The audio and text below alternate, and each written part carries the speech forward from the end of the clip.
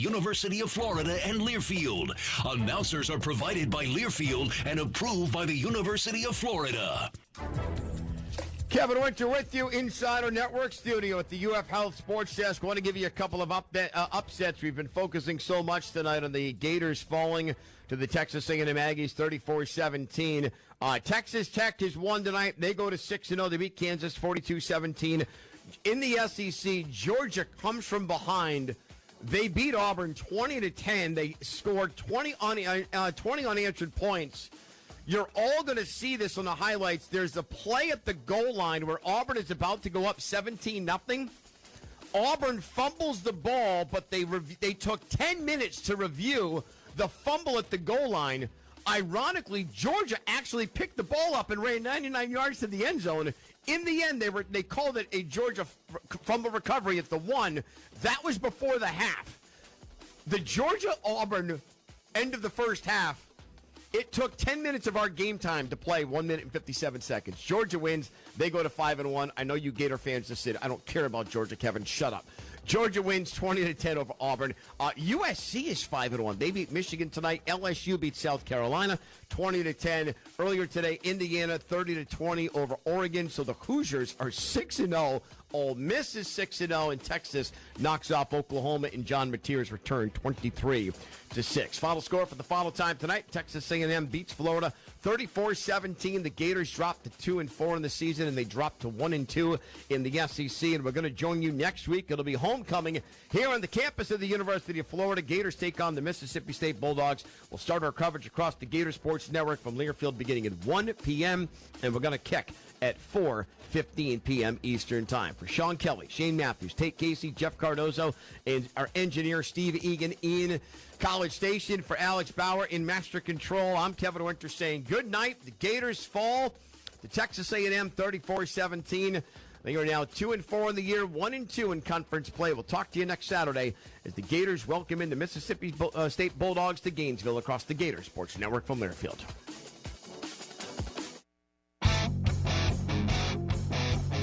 You've been listening to University of Florida football on the Gator Sports Network from Learfield.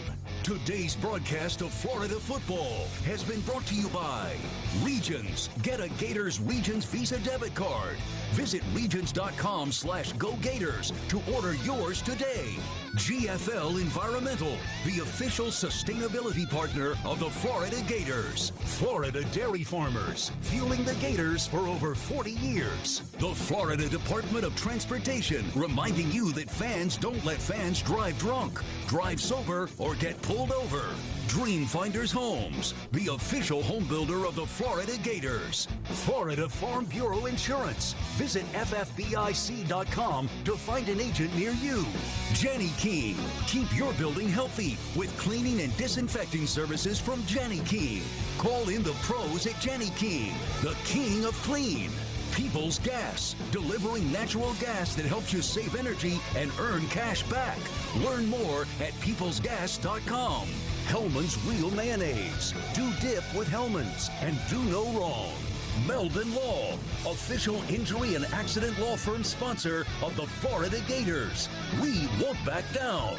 Barbasol Shaving Cream, delivering a quality shave at an honest value for over 100 years. Tower Hill Insurance, providing peace of mind since 1972. UF Health. At UF Health, we believe human progress has no finish line. Visit humanprogress.ufhealth.org to learn more. Wells Fargo, official retail bank of the Florida Gators. And by Aetna Medicare. The preceding has been a Learfield presentation of the Gator Sports Network.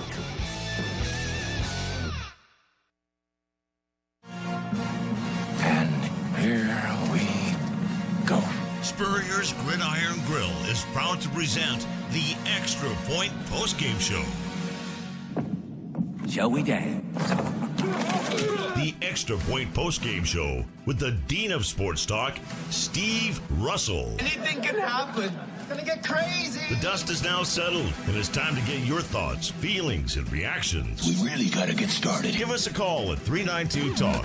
That's 392-8255. This thing feels big. It really feels good, and everybody in town's going to be on it. Let's turn it over to your host, Steve Russell, right here on WRUF 98.1 FM, 850 AM, and anywhere in the world on the WRUF radio app. Hey, how are you? Welcome into this edition of the Extra Point Postgame Show. I'm Steve Russell, Charlie and company, producing the broadcast tonight. We will certainly, as we always do after a Gator game, take your questions, calls, and comments. 392-8255, the Extra Point Postgame Show, brought to you by Spurrier's Gridiron Grill. Look, without getting into a lot of things here, three things stick out to me after I have my say here. It's all you. Number one, Billy Napier may be coaching for his job next week. Simple as that. Simple as that.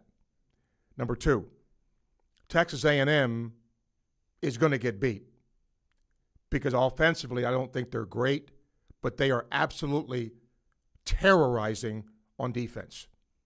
They are really good on defense. And number three, you look at the SEC, who's the best team in the league? Who's the best team in the league now? I mean, think about this league and how balanced it is, right? Look what happened today. Missouri, show me. They didn't show, right? Oklahoma's bubble burst. Mateer was not good today at all. So Georgia squeaks by Auburn. I'm telling you, it's a tough league, but it's great for fans, and we will see what happens from here. All right, 392-8255. Nick is first. Nick, go ahead. Hey, Steve, it's Dick in St. Pete. Dick, how you doing? Okay, hello. Hey, how you doing, brother? Good. Yeah, I usually call you during the week. Hey, I don't want to be Debbie Downer, but I'm just sick of this whole thing every week. I mean, just from what you just said, look how tough this league is. How long are we going to have to watch these inept coaching decisions by Napier? I mean, our defense had dug in. A&M's only had 3 points. Give me a manual. Show me. Bring somebody on your show that will tell me that at 4th and 6th at midfield, you go for it.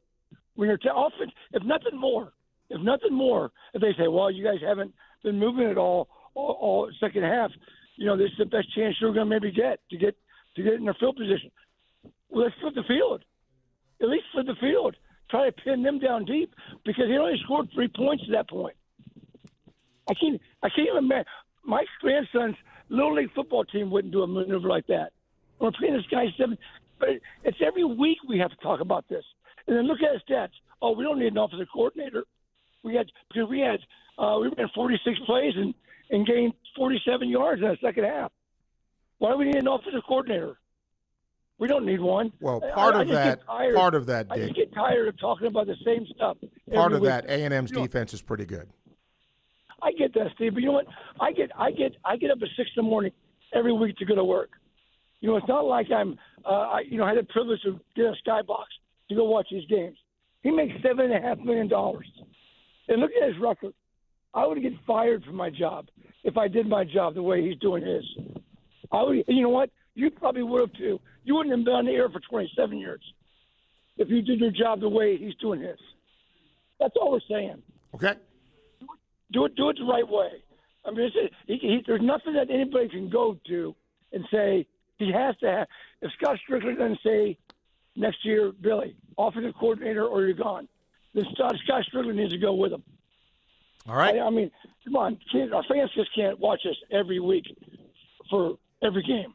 All right, Dick. Appreciate your call. Sorry to vent. All right. I've been on the phone for 45 minutes, so bye. See ya. All right, Dick. Thank you. TJ, hello. Hey, Steve. Thanks for the time. Appreciate you. I've called several times in the past talking about in-game things and things like that. I don't want to do that tonight. I want to throw something out very quickly, just from a big picture perspective. Okay. I've been watching, Florida football. The first game I ever went to as a little guy, I was 5, back in '73 when Don Gaffney was quarterbacking. Yep. And I've been a student of the game. I've read so many of the things that, so many of the historians of the game have put forward, like yourself, Pat Dooley, Larry Guest, Tom McEwen over the years. And there's one stat for me that comes out. Since Florida football had an organized team back in 1906, going back that far, and obviously, the game today is nothing like the game that it was then. But even going back all that time, never in Florida history has a coach, after 4 seasons where they've had a sub 500 record, and who knows what will happen over the next few games, but no other time in Florida history where a coach that has had a sub 500 record after 4 seasons has been allowed to coach a 5th season. Mm-hmm. Not even Doug Dickey. I mean, Doug Dickey was a little bit over 500 in his first few years. Not even Bob Woodruff in the 50s. Not even Raymond Wolf in the 40s. I'm just saying, for our players, our future players, for the program, I hope history holds, my friend. Go Gators. I love you always. That's all I had to say. Thank you for the time. I appreciate it. Thank you. I was here with Doug Dickey in 1973, after he got here in 1970, after winning an SEC championship at Tennessee, by the way. He looked like he was going to get fired. And they turned things around in 73. 74, they went to the Sugar Bowl. And then good teams in 75 and 76. But then, and I think a bowl game in 77, but then a bad year in 78 and gone. So it happens. Jack, hello. Hey, Steve. Called you last week. I enjoyed the Texas game until 7 o'clock tonight. Just a couple things. Defense got wore out tonight. Yes, Texas A&M's great on offense, but no adjustments ever with Billy. The defense comes up with an interception. You're only down 7. 3rd and 6, you're at midfield. You run up the middle. You've been running up the middle all night. It doesn't work. No adjustments, nothing. I mean, roll him out, do something. Can you take the tight end at the beginning of the game and at least take the tight end and chip the guy that was just tearing our left tackle up? You got to do somebody, keep the tight end in, keep somebody in to help him, which we did later. But again, the same play. It's just apathy just sunk in with me as a 63, almost 64-year-old Gator.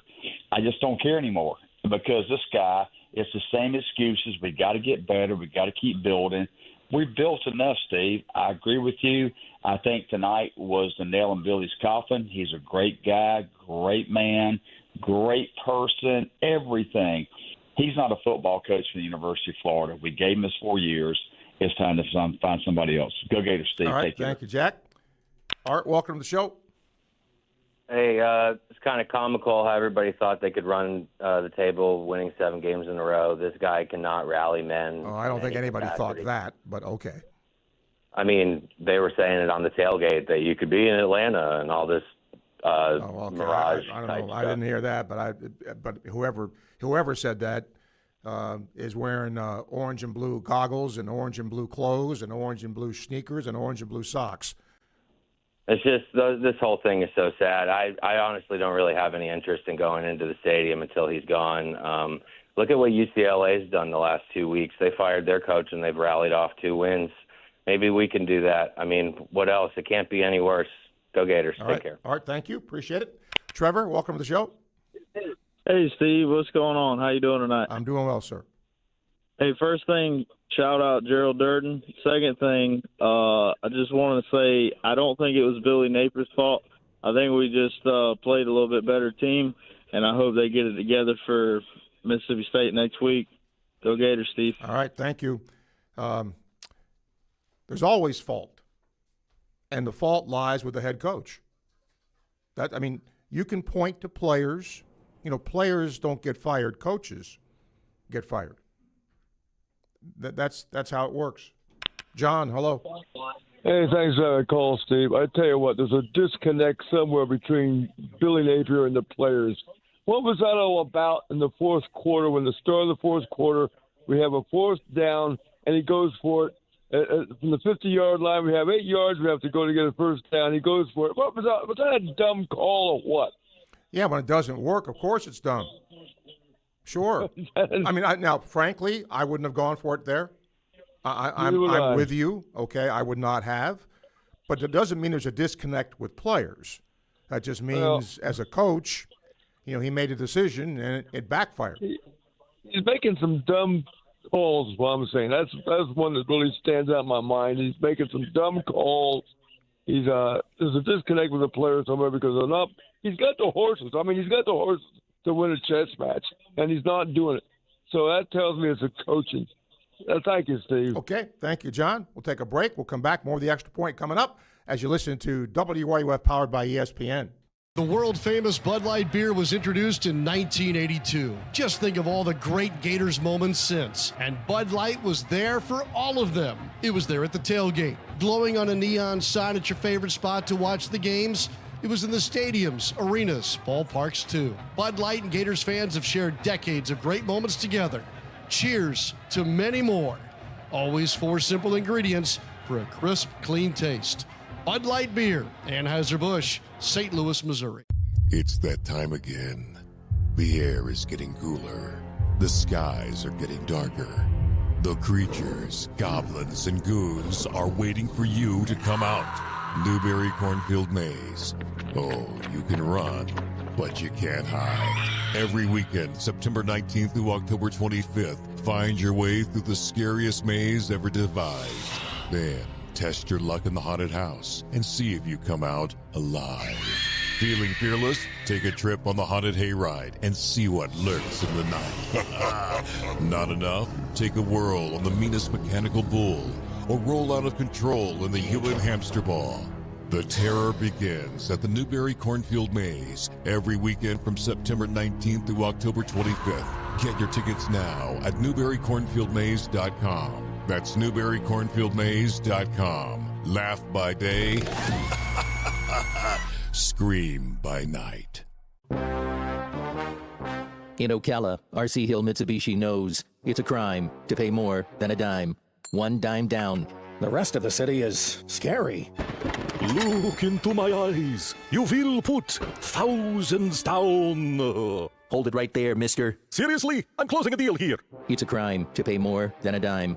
One dime down. Thank you, officer. That guy is creepy. Yes, ma'am. Now let's get you to RC Hill Mitsubishi. RC takes any trade, even if you're still out thousands. Any trade and dime down? That's just batty.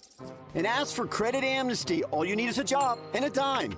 Acres of pre-owned plus new Mitsubishis with 0% financing for 60 months. New Outlander SUVs have all the toys and your engine's covered for life. It truly is a crime to pay more than a dime. RC Hill Mitsubishi. On 441 South Pine Avenue in Ocala. RCHillOcala.com. Dime down, $535 a month, 72 months at 6% APR plus tax tag title to qualified buyers. Ugh, dead battery. Head to Batteries Plus. Our experts will set you up with a new car battery. Most are installed in under 20 minutes. That was fast. Upgrade with a premier install for longer battery life. Batteries Plus. The experts in charge. Tired of dingy clothes and spots on your clean dishes? It's not your soap, it's your water. Call Perry's Pump Repair in Alachua for a free water analysis, providing amazing life-changing water solutions for you and your family. Read their reviews. Visit perryspumprepair.com. You're listening to The Extra Point with Steve Russell, presented by Spurrier's Gridiron Grill on WRUF. 98.1 FM, 850 AM, and anywhere in the world on the WRUF mobile app. Well, speaking of Spurrier's Gridiron Grill, after this tough loss, you can cheer up, joining a lot of Gator fans tomorrow for the best brunch in town at Spurrier's Gridiron Grill, serving a premium buffet with an omelet station, ginger sage chicken sausage, shredded short rib, and, of course, their famous chicken and waffles. You can wash it all down with bottomless mimosas and Bloody Marys. That's tomorrow, every Sunday, 11 a.m. till 3 p.m. at Spurrier's Gridiron Grill in Celebration Point. All right, let's get some calls here on the Extra Point. Daryl, you're up. How are you? Hey, good evening, Steve. Thank you. I'm doing all right. Steve, you know what? When we went for it on fourth down, I'm an old history buff. I said, well, this is fourth and dumb, like Doug Dickey back in the 70s, but this time Florida wasn't leading the game, though. Yeah, again, I would not have done that. But, when it works, you're a genius. When it doesn't, it's the opposite. Yep. Steve, after all the dust has settled today, who do you think's the best team in the SEC, man? There's been a lot of good games today. I'm going to have to just I try to look at statistics and, things like that. I mean, A&M is ferocious on defense, and I think they're sort of pedestrian offensively. They're capable of big plays, just kind of grind it out. Bama has won, but sort of by the skin of their teeth. I'm not sure who the best team is now. I think there's maybe two or three you could say maybe these are the 2 or 3 best, but I don't know that one is clearly above the other. I think that speaks to the quality of the league. Yeah, and the fumble at the goal line, Auburn, is going up on Georgia, and Jackson on a fumble. Took 10 minutes to review it, and that changed the game right there. Sure it did. Auburn goes in there and, likely to win the game and, a whole nother outcome, but, it didn't work that way. All right, have a good evening, Steve. Darryl, appreciate you. Scott, welcome to the show. Hey, Steve, how you doing tonight? Good. Steve, I've been a Gator fan since the 1980s, and I know you stretched back a little bit longer than that. But can you put this into some kind of historic perspective in terms of we're starting? Oh, we lost you somehow there. Not on our end. I don't know what happened there. Marcus, hello. Hi, Steve. How are you? Okay. A long-time listener, almost never caller, but I have carried on my dad's tradition of going to every Gator game. I'm calling from a hotel just outside of College Station. I know I'm not always going to be able to do this. I'm young. I don't have kids. And so, unfortunately, even though I think firing Billy Napier would solve a lot of problems, I don't get these years where I could travel around back. And our performance on the road has really let me down. I just wanted to ask a question about Scott Strickland. Mm-hmm. I know I'm young and you're the dean of college football, so I'll defer to you on this. Oh, gosh. I'm having trouble thinking of a situation where an SEC athletic director was able to come back after making 2 failed college football hires to then make a third. And I'm really trying to think of a situation where you not only failed 2 college football hires, but then were given a contract extension. It just doesn't really make sense to me where our athletic program is going, and I wonder what the powers that be think that Florida football should be. So maybe I'll take your answer on that. Thank you. Okay, Marcus, thank you. Well, certainly he made a home run hire with the basketball coach. I mean, that, give credit where it's due. But I think the question here, if there is a coaching change, money talks. I think boosters will have a say in, who is potentially hired. And I think, let's take Scott's name out of it. Whoever the athletic director is, given the history of the hire of that position, it better be the right hire. It better be the right hire. Chris is up next. Hi, Chris. Hey, thanks for taking my call, Steve. Yeah, and just kind of echo that right hire part. The last few coaches almost seem to be treating this job like it's a retirement program, or for them, not so much for the fans, but that's a whole different conversation. I wanted to call tonight because I noticed that Barber had a tough assignment and was getting whipped on the left side over and over. And I kept watching Baugh come out of the backfield already after Barber was getting dominated. And with 2 offensive line coaches and all this offensive,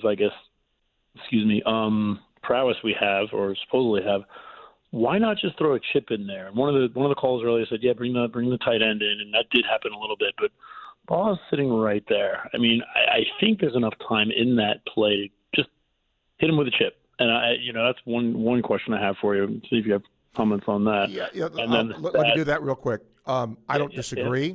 I mean, I do think, to your point, and I saw it too, they did bring the tight end to help. It was kind of too little, too late, kind of. But I'll also say this. I'm not sure what the route of the running back without knowing the play is. Do you have enough time as a running back to stand there, chip the end, and then go in your route and be part of, the route tree? That I don't know. I don't know what he's asked to do. I don't know what the route is. So I get the point. Somebody should certainly help and chip, and I think they tried to do it with the tight end. Right, thanks. And the other point I wanted to make is just kind of a combined point here. We're 0-14, I think, versus ranked teams on the road now. And tonight, after our little, scoring flurry in the beginning, I think we were 21-3 or something, dominated in the scoring after that. So it seems that the coaching is not getting it done in the league with the competitive coaches and what I'll call competent coach. And I guess one last thing to add is it was very impressive to watch A&M run a very competent game-killing drive at the end there, 8 minutes or whatever it was. And I haven't seen Napier be able to pull anything like that off. Even in Texas last week, we were up big and biting our nails at the very end there, which just seems like one week after the next, we're all scratching our heads going, what is going on here? And thanks for doing what you do. Really appreciate it. Thank you. Well, for A&M, what did we all talk about before this game? How good they were in the lines of scrimmage. Guess what? Showed up tonight. They were. Big Al, hello. How you doing? Got a couple points I'd like to make after watching the game. Napier, God bless his soul, but you know what? He's not made for the SEC or the University of Florida. It's time to move on from him. Lagway, very, very overhyped and underperforms. I was watching where he's throwing his balls to the receivers. He's not throwing in stride. He throws high, he throws behind, he throws low, sometimes way overthrows. He's just not accurate. And to be a Division I quarterback, you need to be accurate, and he's not. He doesn't drop the ball into the receiver's basket at all. It's always like a whip. He's trying to be Patrick Mahomes, and he's not. All right, let me stop you there. Let me stop you there. Yep. If you watch the game tonight, Al, he was under duress a lot. A lot. Yeah, and that brings up another point. I heard the guy talking about bringing a tight end in to help chip, but you also bring a fullback in to. They don't have a fullback. Who gets beat. They don't have a fullback. Well, they need or a running back, whatever you want to do. That's what I mentioned earlier with Ball. Ball. They need a tight end and a running back on the left side because that guy was getting his ass kicked all night long. Yeah, but there's no excuse for not supporting the quarterback by putting people over there until you stop the guy. All right, let's see. What else? Yeah. What else you got, Al? Go ahead. I'm waiting. Yeah, when the QB1, being Lagway, doesn't perform, when the hell is Billy going to put number 2 in? And wouldn't have made any difference. Because I guarantee no the difference. Receivers are looking for difference. The ball, and they're like, you could have put Johnny Unitas in there tonight. It wouldn't have made any difference because they were dominated on the offensive line. It's not the quarterback's fault. I've seen enough of Lagway. He's overhyped and underperforms, just like Billy. But you're not hearing anything I just said to you because you're going to have your opinion, Al, and you're going to stick to it, and you're entitled to my that. Opinion. That's why I'm and you're entitled to it. But I'm just saying, if you watch a game of football at all tonight, if you watch the same game I watched, let me ask you a question: was Lagway under pressure all night? Yes, he was. Okay, so again, I don't care, Patrick Mahomes, Johnny Unitas, you or me. Okay, it's hard to be accurate when you're running for your life. Now, can you change play calls? Can you get the ball out of his hands quicker? Can you do some different things like that? Sure, yes. But I'm just telling you tonight, Lagway started tonight 8 of 9. He was really accurate. He was 8 of 9 for 91 yards. He started out great. And then the offensive line broke down, and he wasn't so good. Then it became sandlot football. You run here, I'll try and hit you there, and it was nothing was planned. Okay. Lastly, I have some friends at FSU. It looks like they're going to try to bring Jimbo Fisher back to replace Norville. There's no way they'll do that. That's kind of what I was relayed. Okay. So that's it. That's it for now. Also, Scott Strickland, start getting your coaches lined up. Lane is the number one choice, and you know why? Because he brings a quarterback with talent, and the quarterback with talent will bring the receivers and the running back and the other players in. So if All right. I was a Okay. quarterback, We're going to thank you, Al. Okay. Wow. Dustin, hello. Hey, can you hear me? Yes, Dustin, I can hear you. All right. Hey, I just want to reach out and talk about the game a little bit. So I feel like the Gator players, they played their hearts out. They did what they were supposed to do. Hey, can you hear me? Dustin, I'm listening to you, Dustin. All right. That's, okay. When you talk, I listen. That's how this works. Yeah. All right. Okay. I just feel like the Gators, the players played their hearts out. They did everything that they were supposed to do. They were playing a team that was better than them tonight. And there is a lot of decisions that were made coaching-wise that affected some of the stuff, but okay. Dustin, you've been affected somehow there. Jesse, hello. Steve, how you doing, my friend? Jesse, doing good. Hey, I'm doing great. Hey, Jesse, Gator Jesse from Madison, Florida, 25 years Gator season ticket holder boosters, and I'm coming out of Aggie land right now. Steve, love your show. You do a great job. The positive point I'm going to say, we got dominated. Their D-line dominated us. Yes. They dominated us, Steve. Yes. And I'm going to say another thing. As a proud Gator, my wife's sitting, I got 13 hours to go to back home to Madison on I-10. So all kinds of weather, we stick together. But the bottom line is, it happened at LSU, and it happened here tonight. And I've seen when the band played our alma mater, our players went in that tunnel. That's a disgrace, Steve. I agree. I'm embarrassed. Steve, and I'm not a negative person. I listen to you all the time. You and Shane Matthews in the morning. Brother, I love you. You do a great job. I'm glad you're back. But the bottom line, and I'm going to say this. I didn't want to leave Aggie Land. That stadium and the fan base is unbelievable. But we got controlled. Their ends went behind that just dominated our tackles. They're all defensive line, Steve, they're something else. They're good. So they're good, Steve. But I just wonder. I'm not complaining and being negative. We need a new coach. Okay, fair enough. So, I appreciate you, Steve. Have a Keep safe up trip good home. work. Okay, thank you, sir. We'll take a break. We'll come back. More of the Extra Point coming up as you listen on WRUF Gainesville.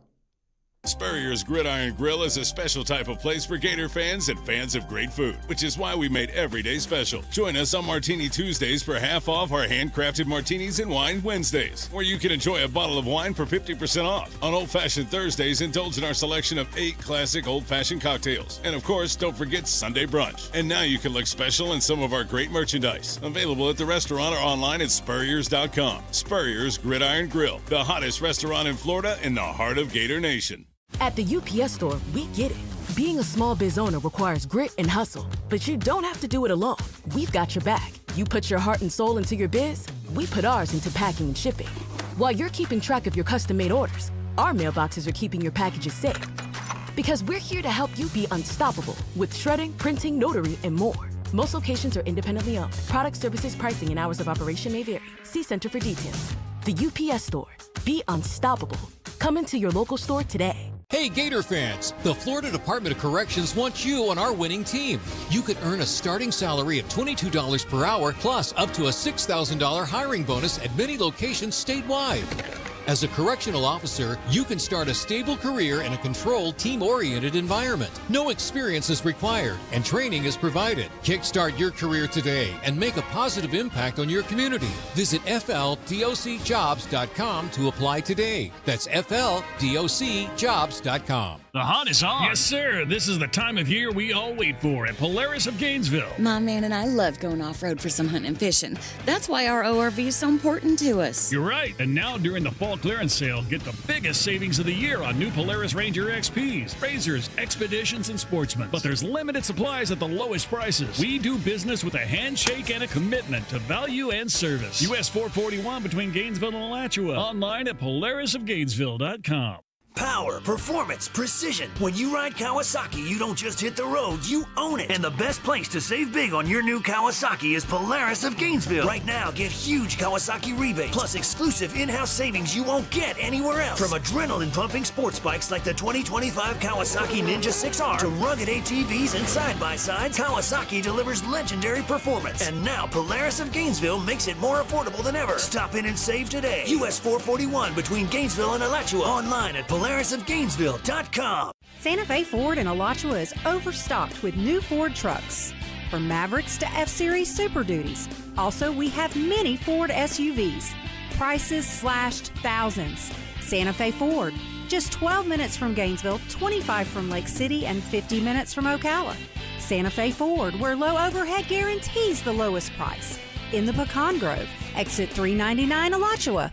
Shop 24/7 at SantaFeFord.com.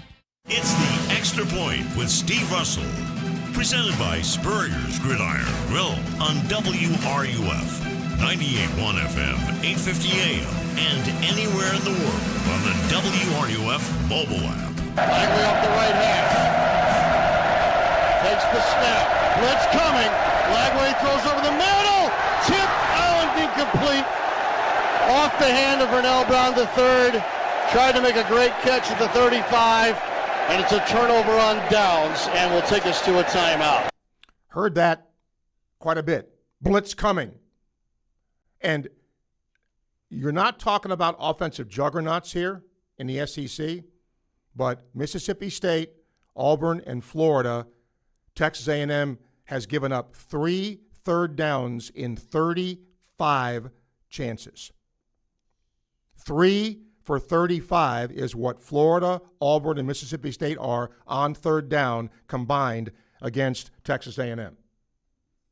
Says a lot. Greg, hello. Hey, Steve, appreciate what you do, like everybody else is saying. And just the feel for the game, it just doesn't seem like Billy has it, Steve. You know, we can talk about how great the Texas A&M D was. I was worried about their running backs. I think they would have even ran over us more had that one good back they had not gotten injured. It just seems like literally, I usually call your show and I'm all raspy. I can't even speak. It just seemed like the game was over right at the beginning of the second half. Just not the pep in their step. You were talking about the blitz packages they were making up. If Billy can't see that, and like you other callers have said it, and then finally realize, I need to chip that dude. I need to do something. I need to bring in an extra receiver, something. And for him, for me, it just looks like he just looks clueless sometimes when the other teams adjust. And like DJ went right down the field in the Gator rows 2 times there in the beginning. And then the A&M coaches, you can see him over there figuring it out. And sure enough, they just basically put us on ice. In the whole second half, I never once felt like we had a chance, Steve. And that's what's sad. Even in big games with Georgia and stuff, Florida usually, even when they appeared last year, you feel like maybe we might have a chance in the third quarter going into the fourth. When he went for it with 10 minutes left in the game, and it was 4th and 8 or whatever, I mean, at 4th and 1, I could see it. But that right there, I was just like, we're going to lose. And it just really sucks. I hate to say it like that. It just sucks. Not even feeling like you have a chance to win in the second half with this team. And do love your show. Appreciate your sacrifice, Steve, and go Gators. Greg, thank you. I believe I'm correct in this. Somebody can fact check me. After all of what Greg just said and others have said, when Smack kicked the field goal, it was a 7-point game. I think I'm wrong. I think it was 24-17 with 7 minutes to go.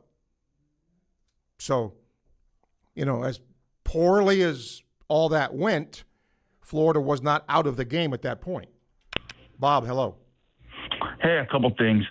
One is I don't need a quarterback that's like a Tebow that's bouncing off the walls and screaming and yelling at everybody. But I do need a quarterback that feels like he gets in the game, that feels like he gets in people's faces, that feels like he's part of the game.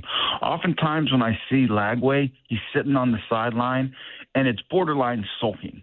Now, that might be because the offensive line isn't very good and he's getting beat up, or some of the plays are getting blown up, or the Gators are losing. Could be a lot because of that. But would you agree or disagree that in leadership department, he's average at best?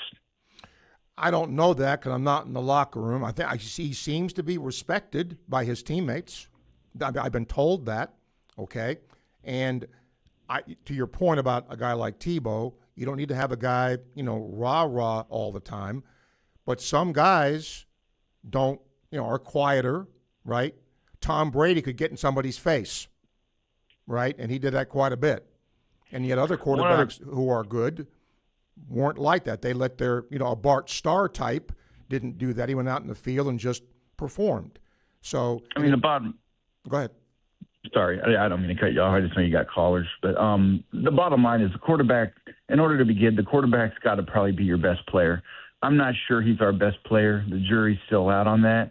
I'm hoping that it's a sum of parts that is making him look like an average SEC quarterback and that he'll get better. And my other question is, have I heard you right over the last couple of weeks or even tonight that you kind of implied that the basketball championship has kind of bought Strickland some time with the football job? No, I simply stated he made a home run hire when he hired him. But do you think, and then I'll ask the question, do you think that part of why this hasn't been, that he still has a job is because of that basketball national championship? Sure, that's part of it. Because you're judged. I would hope somebody would judge you. Somebody would judge it's me a big one. by. But somebody would judge you or judge me by the sum of our parts, right? Yep. And that is a sum. That is a part of the part. That is a big sum. I mean, you just can't dismiss that. So I'm on that side with it, but I just just frustrated like everybody else. Okay. Thank you for your call, Bob. Appreciate it. Mark, welcome to the Extra Point. Hey, Steve. Good morning. It is good morning. My gosh, yeah. I just realized that. Right? Wow. I just want to disagree with one thing you said. I don't know that Trammell would make a huge difference, but he has one thing that DJ doesn't, and that's mobility. And when your line is getting pounded, like we did tonight and the rush was on, who knows if he could have escaped for a couple of gainers. DJ doesn't seem to want to run anymore. And I don't know if that's because he's hurt or what. I don't know what the reason is. But anyway, I think putting Trammell in for a change of pace now and then wouldn't be a bad thing. We ran the Wildcat tonight a couple times with Jaden as the quarterback position. Why not put Trammell in there instead? You have some options that way. That's the only disagreement I had with you. Second is, it seemed to me like after the first two drives, we changed our play calling. We had a wide open, and that could have been because A&M's defense stepped up. But we came out and we were throwing the ball. We were doing other things besides our wide receiver screens and running up the middle. And when it got to 14, 17 points, it seems like Billy went into a shell. I mean, people on the message boards were saying that Russ was calling those first two drives because everything looks so different than what it's been, for the rest of the game. And it just makes you wonder, why we keep going into a shell. I mean, there were, again, so many third and longs. We were running the ball up the middle. We're doing these behind the line of scrimmage wide receiver screens that aren't going anywhere. We had a great pass to Hansen in the beginning where he was on the sidelines for 12, 15 yards or something like that. We didn't see that the rest of the night. We had a couple of slants that were successful, but for whatever reason, DJ can't seem to get the ball in front of the receivers. So I don't know. It just seems to me that when Billy gets close in a game, he goes into a shell offensively. I will say this in this game. Like I said, beginning of the night, Lagway's 8 of 9 after he threw the 26-yarder to Sturdivant, he was 8 of 9 for 91 yards. And he looked great. I agree with you. And it seemed like everything changed. Let me finish. After that. I'm sorry. Yeah, I'm sorry. His protection was good. But then the protection broke down. He didn't. I don't care if you had Mahomes there, okay? Yes, is he more mobile? Could he like Marcel Reed, right? He can scramble, get out of trouble, but I'm just telling you that offensive line was manhandled after the second quarter. So it's difficult. Can I make one last point? As a quarterback, sure. Yeah. Two things, actually. One, I don't think this two-coach offensive line situation has worked.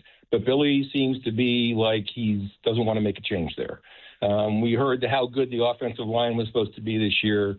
and I think we can all agree it's been a disappointment. But the thing that really got me is that apparently at the press conference tonight, Zach from On3 reported that Billy said when he was asked about some, why we haven't had any success, he said we played some good teams. We got to stay the course here and hit the reset button. There's no quick fix here. Oh, my God, we're in year 4. How much more time does the guy want? So, is it 2 more years, 3 more years? I just found that very disheartening to hear him say that. It sounds like he's checked out. All Thanks, right. Thank you Steve. for your call, Mark. Appreciate it. Andrew was next. Hi, Andrew. Yes, Steve. Unfortunate tonight we couldn't sustain our offensive prowess. One of the reasons, or several reasons why, I believe, is because of our lack of experience at that position. Or let's say it this way, he's not fully developed into an SEC quarterback, in my estimation. Do you think Marcel Reed is a fully developed SEC quarterback? Marcel Reed? Yeah. I would have to look at his play more. Well, he just played tonight, so what would you say about his play? That's what I'm talking about. Yeah, I would say could have been better. Okay, so they won, and I don't think anybody tonight on A&M is saying, okay, go ahead. Anyway, let me just ask you this, and I'm trying to be as fair as I can. If you possessed a 0-14 record versus ranked opponents, and that would be the case with our coach, would you just call that? Would that just simply be That's not the being case because unlucky? they just beat a ranked opponent last week. Okay, I don't know where I got that stat from, but it's overwhelmingly maybe not favorable. Would you consider that bad luck, unfortunate? What would you attribute that to? Lots of different things. There's not one thing. You can't just say it's because of this. Look, bottom line is you either win or you lose, right? And the bottom line is if you're not winning to some standard that a fan or an athletic director or a media person, whoever it is, thinks that somebody should win at, well, then it's somebody's job to evaluate that and decide what to do. And I'm going to say it again. Okay. I said it to start of the program. I think Billy Napier is coaching for his job Saturday. Yeah. Mr. Strickland, I hope he has a sharp pencil. Have a good night, sir. Thank you, Andrew. Appreciate you. Craig, welcome to the show. Hey, Steve. Hey, I'll still the Saturday night here. I know it's a good morning for you there on the East Coast. There's kind of an observation that I've noticed recently, and I'm not going to go. The coaching and the offensive line, we're just sold something that's just not there. We were told this line was great, but that's not that. The issue right now is you're seeing apathy from this fan base and from the alumni, the boosters, whatever. There was quite a bit of call sign like, I don't care until Billy's gone. I don't care until Billy's gone. If Scott makes another decision, I don't care as well too. And I've talked to other Gators, other boosters I know, and I say, well, who's your list, right? And I go, well, the problem is I don't think that list that everybody wants, these premier coaches, are available for them right now because the program has not been relevant under Scott for the last 10 to 12 years. So I think we're building the job up a little bit more than it's truly what it is right now. So I just don't understand how Scott can make another decision with this program. And you're just in a place right now where the program is just not relevant and you're having apathy there too. I mean, the fans sell out, but you can hear it more and more. The losses don't hurt anymore. People just don't care. And I don't know if you're seeing that more and more, but I think apathy is the worst thing that can happen to this program. Oh, I think fans care. I think most fans care. And if they don't, there's something wrong because you should care. I don't care, I always use this as an example, being a Jets fan, okay? My team's been bad for years and years and years and years. But I care when they lose. I get angry when they lose. And I'm like any other fan. There's been times I want Coach X fired. I'm no different than anybody else is. Now, we can differ on, is this the right time? Is that the right time? Is he the right person? Is he the right person? But you're right. I mean, if it is apathy, it's worse than anger. Anger means you care. Apathy means you don't. And if that is the case, that's absolutely not a good thing.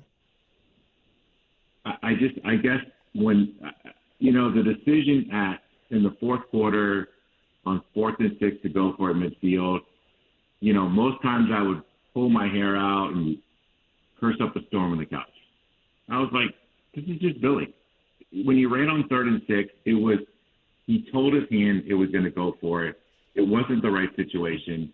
It is what it is at this point. He's coaching for his job next week. Either Hail State's going to continue him for another week until the Georgia game, or we're going to have an interim solution at some point before we play UGA in Jacksonville. All and right. like someone said earlier in the program, UCLA went to it, and it kind of fits them. They had a brand-new offensive coordinator who had never called plays before, and they beat a ranked Penn State, and they went on the road. Not Michigan State's not good, but you know what? There's some juice in that program now. All right. Thank you, Craig. Thank you for your call. Tony, hello. Hey, Steve, what's up, man? Just to fact check you, because you asked to be fact checked on that Trace Mack field goal. That was in the third quarter. Steve. That right? was way before. Yeah, third. Yeah, did I say third was, quarter? Yeah, third quarter. 7-point game. Yeah, but that was way before the Billy Napier decision to go on the fourth down. down. Yes, I agree. Yeah, the 4th down was with 12 minutes left in the 4th, and I think that decision was so bad, Steve, that I think he lost the defense finally. The defense has played for him this entire season, and I think he finally lost the defense on that one decision because the next drive, Texas A&M just ran it for 8 minutes off the clock, put the game away right after that decision, and then Texas A&M got the ball back one last time and drove it again for a field goal right down our throat. So I think he finally lost the defense on that decision. I'll be very interested to see what happens against Mississippi State if the defense shows up or not. That's been the one thing that still kept Billy in this thing was the defense, and I think he finally lost them. One of the worst decisions he's made in his career here, and that's saying a lot, Steve. Unbelievable that he went for it on that 4th and 6 when he could have pinned them down in the type of ball game that was, a defensive struggle at that time, because even A&M was struggling on offense at that time. They were, yes. You pin them down, you punt that from the 50-yard line, you pin them down, and you got a chance. You're only down 7, Steve, with 12 minutes left. Just unbelievable. All right, Steve, have a good one. Yep, thank you. Again, my point was in the fourth quarter, they were still down 7. But that was not a great call. I wasn't a fan of that. We'll take a break, come back. We'll wrap up the Extra Point postgame show tonight on WRUF. Spurrier's Gridiron Grill is a special type of place for Gator fans and fans of great food, which is why we made every day special. Join us on Martini Tuesdays for half off our handcrafted martinis and wine Wednesdays, where you can enjoy a bottle of wine for 50% off. On Old Fashioned Thursdays, indulge in our selection of 8 classic old-fashioned cocktails. And of course, don't forget Sunday brunch. And now you can look special in some of our great merchandise, available at the restaurant or online at Spurriers.com. Spurrier's Gridiron Grill, the hottest restaurant in Florida in the heart of Gator Nation. Are you tired of dingy clothes and spots on your clean dishes? It's not your laundry or dish soap. It's your water. Perry's Pump Repair in Alachua is our area's trusted water quality and mechanical experts. From water softeners, water treatment, water pressure issues, to well pump repair and installation. Call Perry's Pump Repair for a free water analysis. You have nothing to lose. Providing courteous, accountable, and life-changing water solutions for you and your family. Please read their reviews. Visit perryspumprepair.com. Hey Gator fans, the Florida Department of Corrections wants you on our winning team. You could earn a starting salary of $22 per hour plus up to a $6,000 hiring bonus at many locations statewide. As a correctional officer, you can start a stable career in a controlled, team-oriented environment. No experience is required, and training is provided. Kickstart your career today and make a positive impact on your community. Visit FLDOCjobs.com to apply today. That's FLDOCjobs.com. In Ocala, RC Hill Mitsubishi knows it's a crime to pay more than a dime. One dime down. The rest of the city is scary. Look into my eyes. You will put thousands down. Hold it right there, mister. Seriously? I'm closing a deal here. It's a crime to pay more than a dime. One dime down. Thank you, officer. That guy is creepy. Yes, ma'am. Now let's get you to RC Hill Mitsubishi. RC takes any trade, even if you're still out thousands. Any trade and dime down? That's just batty. And as for credit amnesty, all you need is a job and a dime. Acres of pre-owned plus new Mitsubishis with 0% financing for 60 months. New Outlander SUVs have all the toys and your engine's covered for life. It truly is a crime to pay more than a dime. RC Hill Mitsubishi. On 441 South Pine Avenue in Ocala. RCHillOcala.com. Dime down, $535 a month, 72 months at 6% APR plus tax tag title to qualified buyers. You're listening to The Extra Point with Steve Russell. Presented by Spurrier's Gridiron Grill on WRUF, 98.1 FM, 850 AM, and anywhere in the world on the WRUF mobile app. What do the Gators do from here, Shane? And I'm not talking about the final half minute. No, you got to regroup and get ready to go back home and try to win a game. You know, that's one thing we got to get the program back to doing is winning all the games at home, no matter what. He's right. That's where it starts. You take care of the swamp, you figure it out on the road. And as tough as this loss was, you can make it a little bit better tomorrow by going to the best brunch in town, Spurrier's Gridiron Grill.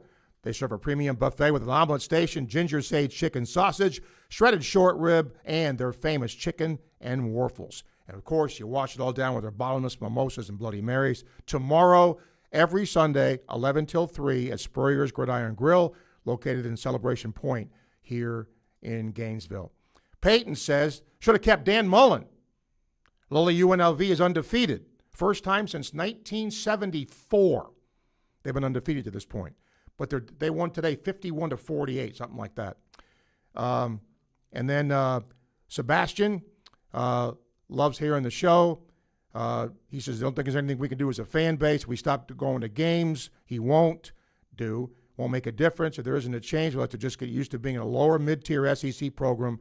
That sounds terrible. Hard to defend Napier. Can't much blame on Lagway. Think his talent is being wasted. Bring back the Gators standard. Shane will be our final caller. Shane, hello. Okay, final caller. How about that? Steve, I'm going to say it this way. It's way past time. Come on, man. This is year 4. We are in year 4. Now, listen, let's give credit where credit's due. When Dan Mullen left, there was no talent left on this team. There were no athletes on this team. There were no all-SEC players on this team. We now have the athletes. So he's done a good job of recruiting players that can play the game. When you look at these guys play, we have borderline all-SEC talent on both sides of the ball now. Defensively, this football team is top 4 in the SEC, and the SEC has great defenses. So on those sides of the game, he's done a great job. But the play calling from day one has been middle school play calling at best. At no point that he's been here has this offense ever legitimately worked. Okay? Again tonight, listen, who are the best athletes on this team right now? Playmakers. You got 2 wide receivers on the outside, both freshmen, your top 4 wide receivers, and your running back. It amazes me with a player like Ball, who legitimately is a top 3 running back in this conference. He still refuses to play him and give him the ball 35 times a game. He only did it last time because he had no substitutes at tailback. Let me just say this, Shane. Let me just interrupt you. I want you to do a little research for me. Okay. Okay. He carried the ball 27 times last week. Go research any game this year in the SEC and find me a tailback that carried the ball 35 times. You won't find one. Let me tell you who carried the ball 35 times. Herschel Walker, Bo Jackson. Okay, when you have a tailback like this, you carry the ball. Okay, and especially when your second and third string tailbacks are injured, you don't put freshmen in there and have them carry the ball instead of your best senior tailback who can play. But let's move beyond that. Who was the senior? Who was the senior? Tonight, Shane, who was the senior back you would put in there tonight? Ball. He was playing. I mean, if you're saying to replace. No, I'm not quite understanding your point here. No, he played tonight, but how many times did he put the other kid in crucial situations? It's 3rd and 3, and I got the kid whose name I don't even know carrying the ball on 3rd and 3. On a 3rd and 9, I got a double tight end alignment with 2 wide receivers, and one of which doesn't even play. You don't have your key players in at the key times. Your best 2 wide receivers were not on the field on 3rd and 9. Okay. How can that even happen? Okay, and I'm going to just say something. This guy is a middle school offensive coordinator. In Napier's first year here, would you say Ricky Pearsall's a pretty good player? Great player. He was here. Nick Bottrell Johnson, pretty good player?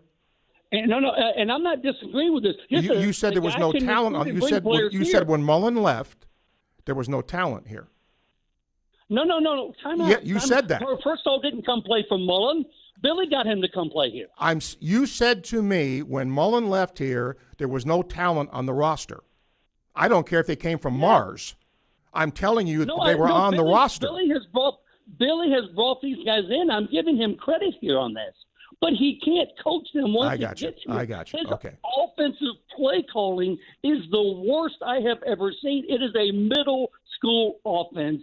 It has been since day one. It's got to stop. All right. Listen, I am a 25-year season ticket holder. If he's back next year, I will cut up my season tickets and mail them the hell back. I'm done with this shit. I'm done. Okay, you don't need to say that. Fast time. Okay, hey, Shane. I'm done. If I'm done with you, too. Okay? You don't need to say what you just said. What? That I'm done with him? No, you don't need to swear. Is my point. If you want to be done, you can tear your ticket up and do what you want. Okay, but not that. I'm sorry about the air. All right. Thank you for your call. All right. On that note, don't want to end like that, but we're gonna. All right. It's homecoming, and that's going to be interesting. What will the fan base do? Look, I've given a lot of credit, right? Gator fans have showed up and showed out like they did against Texas. Let's hope it's the same thing, and there'll be some celebration around here for a change if there's a win against Mississippi State. They're coming off a bye week. That is our show. We thank you for listening. We will see what happens next week. Shane's right. You got to start winning home games around here. Won one last week. See if we can win one this coming week. I'm Steve Russell. Enjoy the rest of your weekend. So long, everybody. Have you ever wanted to visit a real working cattle ranch? Well, call the neighbors, grab the kids, and head out to Bray's Ranch in Waldo during their Fall Fest. Wander through an 8-acre sorghum pasture.